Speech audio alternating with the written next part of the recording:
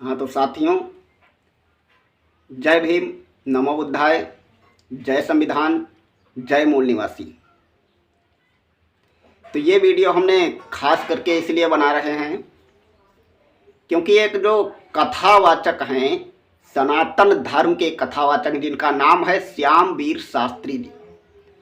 श्यामवीर शास्त्री जी को मैं बताना ये चाहता हूँ कि वो, पहली बात तो मुझे लगता है कि वो कथावाचक हैं नहीं, क्योंकि कथावाचक का काम किसी को गाली देना नहीं होता है, किसी की धार्मिक भावनाओं को ठेस पहुंचाना नहीं होता है।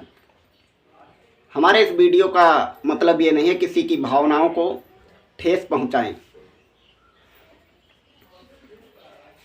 मैं बताना ये चाहता हूं, जैसे कि श्यामवीर शास्त्री जी ने कहा है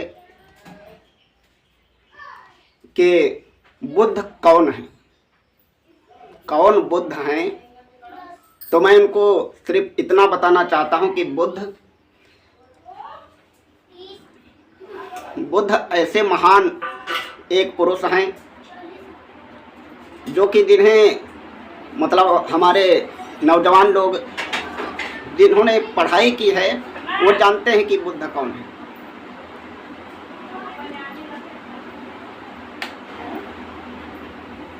क्योंकि हाई स्कूल में जो किताबें चलती थी, English reader, English poetry, supplementary reader, और एक किताब चलती थी अलग से जिसका नाम था लाइट ऑफ एशिया। तो ध्यान देना श्यामवीर शास्त्री जी मेरी बात को, और मैं तुमसे ये बताना चाहता हूँ, लाइट ऑफ एशिया यानी कि बुद्धा को संसार में लाइट ऑफ एशिया यानी कि एशिया का प्रकाश के नाम से जाना जाता है।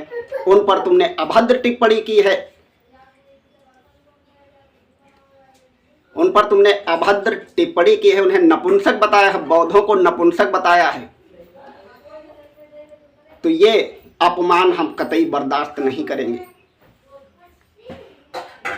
और मैं बताना चाहूँगा कि राम को आपने भी, राम को, तुम्हारे राम तो भगवान हैं, लेकिन मैं पूछना चाहता हूँ, राम जैसे भगवान है, मुझे कोई ऐतराज नहीं है, आप मानिए, भगवान मानिए, कोई दिक्कत नहीं है हमें। लेकिन बुद्ध वो इंसान है जिन्होंने खूंखार डाकू अंगुलिमाल, बिना अस्त्र शस्त्र के अंगुलिमाल को अपने पैरों में झुका लिया था अपनी मधुर वाणी से। और तुम्हारे राम, यदि जो तुम्हारे राम होते, तुम्हारे भगवान राम की तरह का आचरण अगर जो बुद्ध का होता तो क्या करते कि उनके सामने नहीं जाते, क्योंकि सामने जाने से वो डरते थे रामचंद्र जी, इसीलिए तो बाली को छिप के मारा था। राजा बाल एक था और सुग्रीव, भाई भाई का झगड़ा था। तो उसमें मैं, हमारी जहाँ तक राय है कि दोनों लोगों को बुलाना चाहिए था और उनसे, मतलब उनका आपस में समझौता करना चाहिए था, लेकिन समझौता नहीं किया। उन्होंने केवल सुग्रीव की बात को माना और छिप करके बाली का वध किया। ऐसे ही अगर जो कहीं पर राम जी होते तो अंगुलिमाल का एक ही बाण में काम तमाम कर देते, लेकिन बुद्ध ने ऐसा नहीं किया। बुद्ध ने अस्त्र शस्त्र नहीं उठाए, अपनी मधुर वाणी के बल पर अंगुलिमाल को अपने चरणों में शरण दे दी। ऐसे बुद्ध थे, इसीलिए उन्हें लाइट ऑफ एशिया कहा जाता है।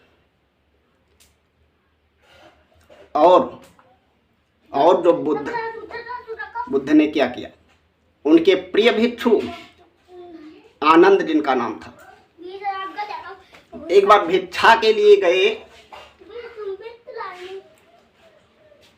तो वहां प्रकृति नाम की लड़की उन पर मोहित हो गई और उसकी माँ जादू टोना जानती थी। आपने भी देखा होगा श्यामवीर शास्त्री जी, तो वो जादू टोना के बल पर उन्हें अपने बस में करना चाहती थी, लेकिन आनंद ऐसा नहीं चाहते थे।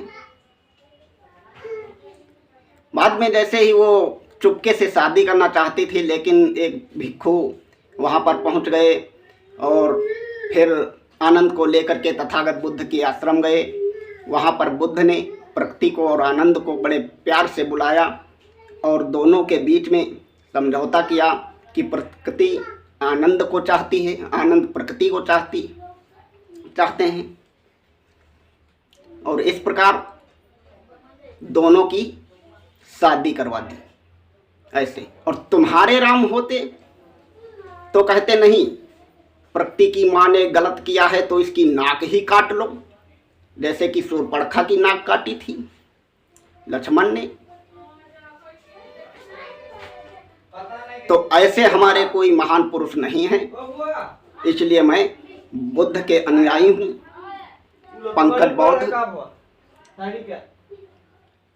मैं बुद्ध की शरण में हूँ और मैं यही कहना चाहता हूँ कि तथागत बुद्ध इस संसार का प्रकाश हैं। उन्होंने ही कहा है अत्दीपो भव, अपना प्रकाश स्वयं करो। तो श्यामवीर शास्त्री जी, पहली बात, आपको बात करने की तमीज नहीं है। आपने बौद्ध कथा सम्राट सुनील बौद्ध जी को और दिलीप राव अंबेडकर जी को गालियां दी है। गालियों से पता चलता कि तुम्हारा आचरण कितना खराब, कितना गंदा है। तो बात करना सीख लो श्यामवीर शास्त्री जी। और तुमने एक अभद्रता और की है, आपने फोटो लगाया है दिलीप राव अंबेडकर के ऊपर जूता रख के। अगर जो मैं चाहूं तो मैं भी ऐसी शर्मनाक तुम्हारी फोटो रख के उसके ऊपर मैं इतनी अभद्रता कर सकता हूं, लेकिन ये मेरा आचरण नहीं, क्योंकि मैं बुद्ध का अनुयायी हूं, तथागत बुद्ध।